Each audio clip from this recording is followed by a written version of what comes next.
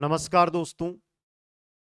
रीट पात्रता एग्जाम अब हमारे नज़दीक आ चुका है और ज़्यादा से ज़्यादा जितने हम एमसीक्यूज और मॉडल पेपर अटेंड कर सकते हैं वो अब हमारे काम में आने वाले हैं दोस्तों। साथियों, आज शिक्षा मनोविज्ञान का पहला मॉडल टेस्ट पेपर लेकर आ रहा हूं। हिंदी और संस्कृत के मॉडल पेपर एक एक दो दो आ चुके हैं। वीडियोज में आपको मिल जाएंगे, प्लेलिस्ट भी बनी हुई है। REET 2025 Hindi model paper, REET 2025 Sanskrit model paper और मनोविज्ञान की जो प्लेलिस्ट बनेगी रीट 2025 शिक्षा मनोविज्ञान के मॉडल पेपर।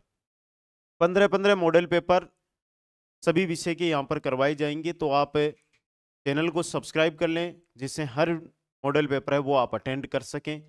और जो साथी टेस्ट के रूप में कि सर मैं टेस्ट देना चाहता हूं, तो कुचामन ऑनलाइन क्लासेज ऐप पर आपको मॉडल पेपर है यानी मॉक टेस्ट है वो मिल जाएगी, वो भी आप ज्वाइन करके टेस्ट है वो दे सकते हैं दोस्तों।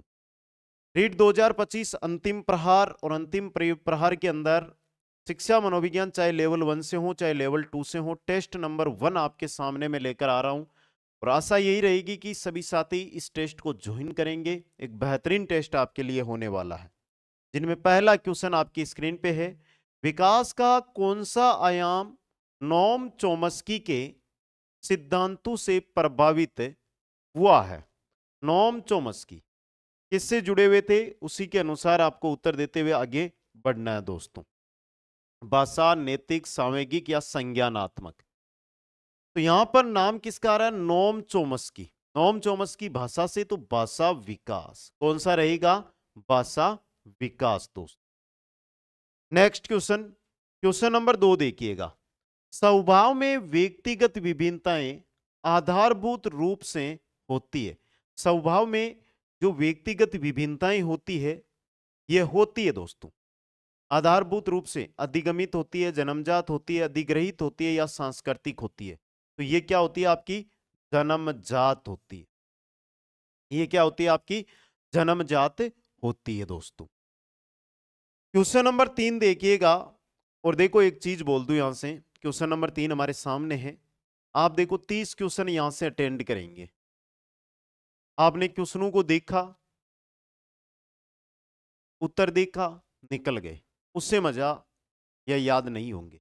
एक सिद्धांत हमेशा अपने जिंदगी में धारण करो, देखा हुआ और लिखा हुआ चीज है वो हम कभी भूलते नहीं। जिस चीज को हम भ्रमण कर लेते हैं, जैसे कि आप उदयपुर घूमने गए तो आपने पिछोला झील देखी, तो आप उसको भूलोगे नहीं कि मैं वहां पे गया था, उस दीवार की पाल पे मैं बैठा था। और वही चीज यहाँ पे लागू होती है कि आप जिस भी चीज को लिखोगे वो भूलोगे नहीं। इसलिए जैसे ही क्वेश्चन आए तो प्रत्येक क्वेश्चन को देखते हुए उसका उत्तर देने का प्रयास, यानी कमेंट बॉक्स में जाकर कमेंट है ना वो देते रहे दोस्त। आशा करूंगा कि मेरी इस छोटी सी बात से आप बहुत बड़ी सीख लेंगे और एक बेहतरीन संकल्प लेकर काम करेंगे। किसने व्यक्तित्व के किसी भी सिद्धांत को प्रतिपादित नहीं किया? यहां पर जो बात हो रही है वो बात हो रही है व्यक्तित्व की। स्किनर, फ्राइड, ओलपोर्ट या केटेल?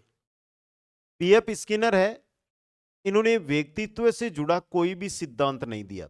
इन्होंने पीएफ स्किनर ने दोस्त, तो ऑप्शन ए सही रहेगा। नेक्स्ट क्वेश्चन देखिएगा भाई। हेनरी ए मुर्रे तथा क्रिस्टियानो डी मोर्गन द्वारा कौन सा परीक्षण निर्मित किया गया? वाक्य पूर्ति, 16 व्यक्तित्व, कथानक संपर्ते, चित्रकुंटा परीक्षण? मुर्रे और मोर्गन इन्होंने दिया था कथानक संप्रत्यक्षण परीक्षण। कथानक संप्रत्यक्षण परीक्षण दोस्तों। क्वेश्चन नंबर 4-5 देखिएगा। एक बालक की वृद्धि से कौन सा कारक संबंधित नहीं है? वृद्धि से ये 4 कारक आपको दिए, इनमें से कौन सा कारक है जो संबंधित नहीं है? पोषण, स्वास्थ्य, निद्रा और अधिवास? तो यहां पर संबंधित नहीं है आपका अधिवास। कौन सा नहीं है? अधिवास है जो वृद्धि से जुड़ा हुआ नहीं है दोस्तों। तो ऑप्शन 4 आपका यहां पे सही रहेगा। अगला क्वेश्चन देखिएगा। कौन सा परीक्षण बुद्धिमत्ता का संस्कृति मुक्त वाचिक परीक्षण है? देखो ध्यान से देखना, संस्कृति मुक्त अवाचिक है, यहां पर अवाचिक लिखा हुआ है, ये अलग आ गया ना यहाँ पे। संस्कृति मुक्त अवाचिक परीक्षण कौन सा है? बुद्धिमत्ता का समूह परीक्षण, वेसलर व्यस्क बुद्धिमत्ता मापनी, भाटिया या स्टैंडर्ड प्रोग्रेसिव मैट्रिसेस। ये क्वेश्चन भी आपके फर्स्ट ग्रेड एग्जाम तक आ चुका है और एग्जाम की दृष्टि से काफी इंपॉर्टेंट भी रहता है और सही रहेगा आपका स्टैंडर्ड प्रोग्रेसिव मैट्रिसेस। समझ गए? अगला क्वेश्चन, क्वेश्चन नंबर 7 देखिएगा। बहुआयामी बुद्धिमत्ताओं के गार्डनर के सिद्धांत में कौन सी बुद्धिमत्ता सम्मिलित नहीं है? बहुआयामी बुद्धिमत्ताओं के गार्डनर के सिद्धांत में कौन सी बुद्धिमत्ता है वो सम्मिलित नहीं है? अंतर्वैयक्तिक, प्राकृतिक, सांवेगिक, अस्तित्वकारी। बहुत अच्छा क्वेश्चन है। बात किसकी हो रही है? सिद्धांत के अनुसार हमें उत्तर देना है। सिद्धांत क्या कह रहा है? बहुआयामी बुद्धिमत्ताओं के गार्डनर के सिद्धांत में, और गार्डनर के सिद्धांत में सांवेगिक नहीं है। कौन सी नहीं है? सांवेगिक बुद्धि नहीं है। ये समय जो मिल रहा है आपको, मैं धीरे धीरे बोल रहा हूं, धीरे धीरे उत्तर बता रहा हूं, तो ये कमेंट करने के लिए। समझ गए? अगला क्वेश्चन, नेक्स्ट क्वेश्चन है, रचनात्मक चिंतन के कौन से प्रकार से संबंधित है? रचनात्मकता है ये, रचनात्मकता ये चिंतन के कौन से प्रकार से हैं? अत्यधिक चिंतन, अधिचिंतन, विमर्शी चिंतन, अपसारी चिंतन। क्वेश्चन प्यारा है।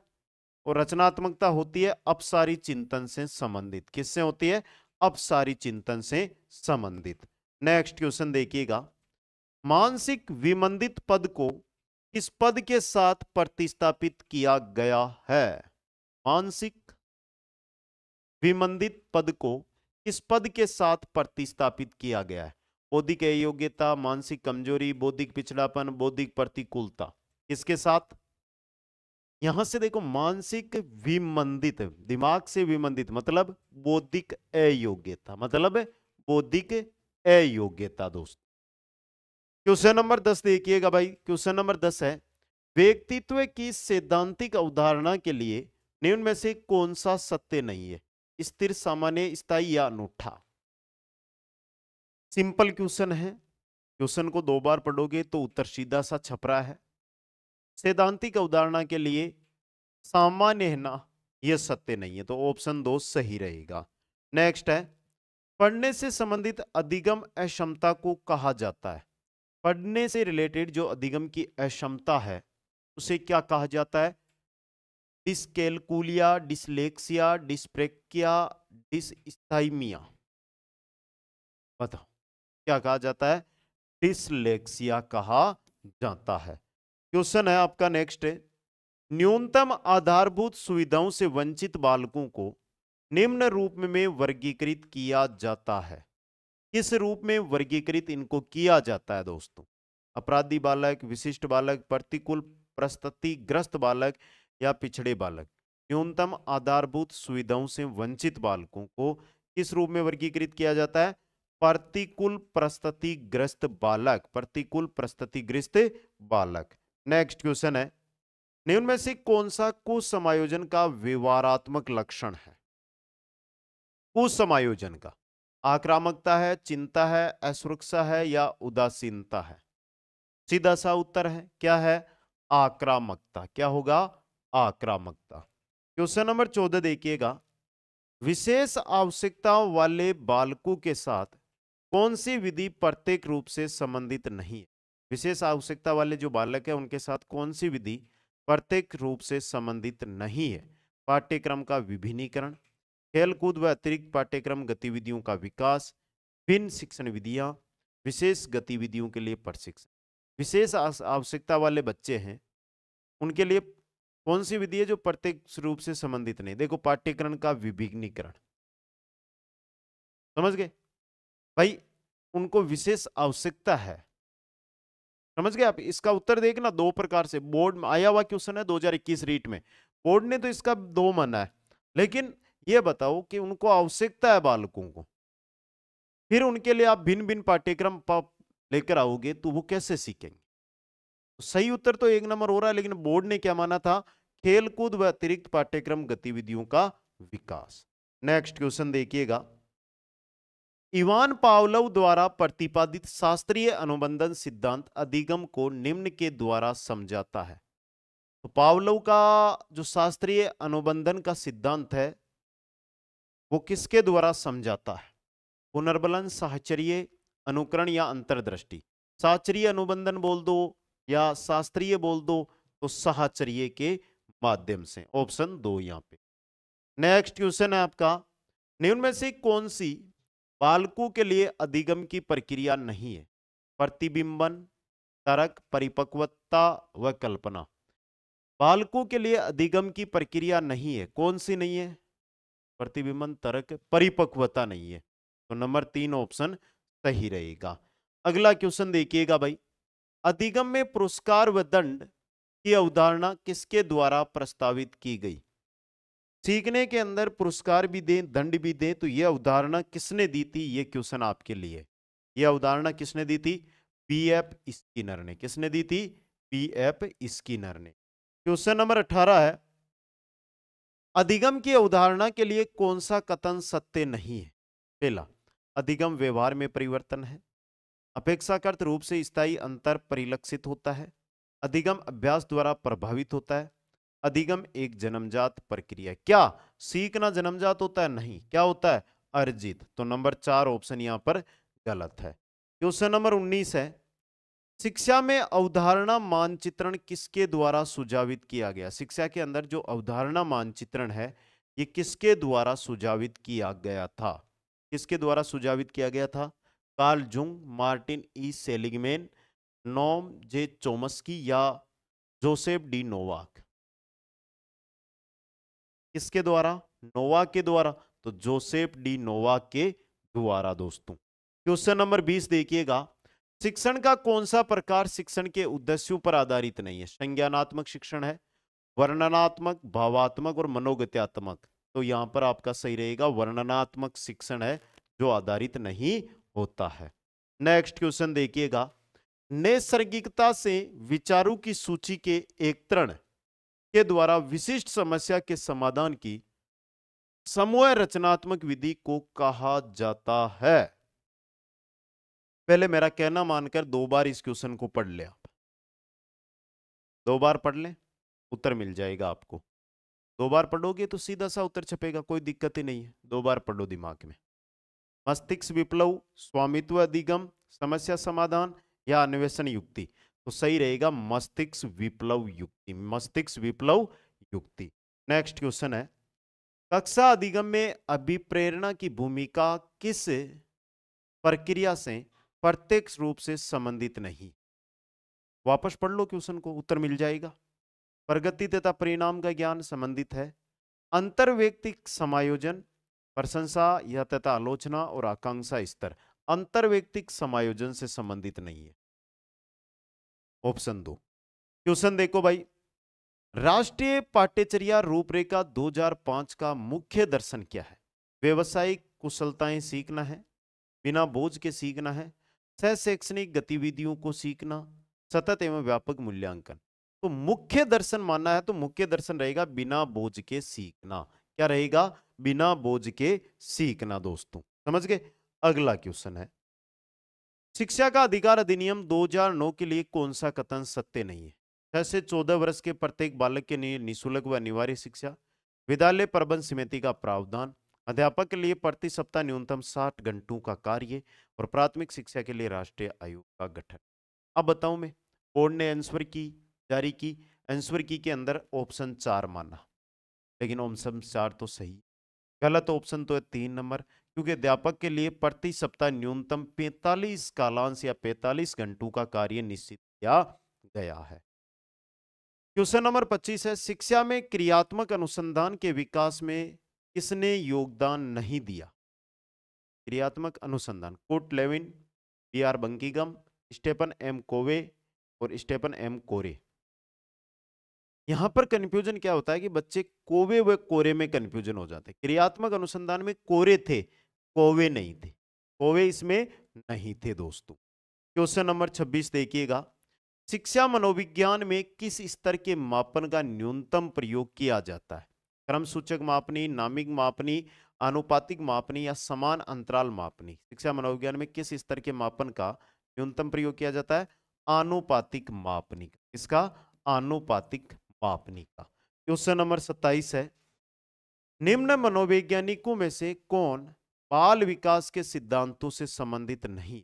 जिन पियाजे, अब्राहम मौस्लो, अल्बर्ट बांडुरा, लेव वाइगोत्स्की। कौन है जो बाल विकास के सिद्धांतों से संबंधित नहीं है? तो वो है अब्राहम मैस्लो। कौन है? Abraham Maslow. नंबर 2 ऑप्शन आपका सही रहेगा। क्वेश्चन नंबर 28 है, आनुवांशिकता की भूमिका के अध्ययन के लिए कौन सी विधि वैध नहीं है? जुड़वा बच्चों का अध्ययन, अभिभावक बालक विश्लेषण, दत्तक ग्रहण अध्ययन, समवयस्क समूह अध्ययन। आनुवांशिकता के लिए सही नहीं। समझ गए? तो ऑप्शन 4 यहां पे। नेक्स्ट क्वेश्चन देखिएगा, एक व्यक्ति की दिखाई देने वाली दैहिक तथा मनोवैज्ञानिक विशेषताओं को रिक्त स्थान के रूप में परिभाषित किया जाता है। एक व्यक्ति की दिखाई देने वाली दैहिक तथा मनोवैज्ञानिक जो विशेषताएं, उन्हें प्रोटोटाइप, कार्योटाइप, फिनोटाइप या जीनोटाइप, उन्हें क्या कहा जाता है? तो उन्हें कहा जाता है फिनोटाइप। क्या कहते हैं? फिनोटाइप। दो क्वेश्चन नंबर 30 है आपका, किस परिप्रेक्ष्य के अनुसार बाल विकास शरीर के अंदर एक विशिष्ट तथा पूर्व व्यवस्थित प्रणाली को दर्शाता है? किस परिप्रेक्ष्य के अनुसार बाल विकास शरीर के अंदर एक विशिष्ट और पूर्व व्यवस्थित प्रणाली, वातावरणीय, सामाजिक, जैविक या मनोवैज्ञानिक? तो सही रहेगा जैविक। नंबर 3 ऑप्शन दोस्तों। अब देखिए, ये टेस्ट कौन सा था हमारा? 1। टेस्ट 2 कल मिलेगा आपको, यानी नेक्स्ट डे। और सभी टेस्ट देखने हैं तो आपको प्लेलिस्ट में जाना होगा। प्लेलिस्ट के अंदर जाकर आप सभी टेस्ट है वो आप देख सकते हो। इसके अलावा जो भी साथी मेरे साथ जुड़े हैं, रीट पात्रता क्रैश कोर्स मात्र 99 रुपए में कुछ अमन ऑनलाइन क्लासेज ऐप पर अवेलेबल है, तो आप वहां से जाकर उसको ज्वाइन करके अंतिम समय में अंतिम प्रहार के रूप में उसका फायदा है वो उठा सकते हो। आशा करता हूं कि सभी साथी अपना स्कोर है वो जरूर बताएंगे कि 30 में से आपने कितने क्वेश्चन यहाँ पे सही अटेंड किए हैं। तो जल्दी से कमेंट करके बता दो भाई, 30 में से कितने क्वेश्चन आपने एकदम सही यहाँ पर अटेंड किए। सभी साथियों को बहुत बहुत धन्यवाद। मिलूंगा आपसे नेक्स्ट क्लास के अंदर। हंसते रहिए, मुस्कुराते रहिए और देखते रहिए कुछ अमन ऑनलाइन क्लासेज। जय हिंद, जय भारत।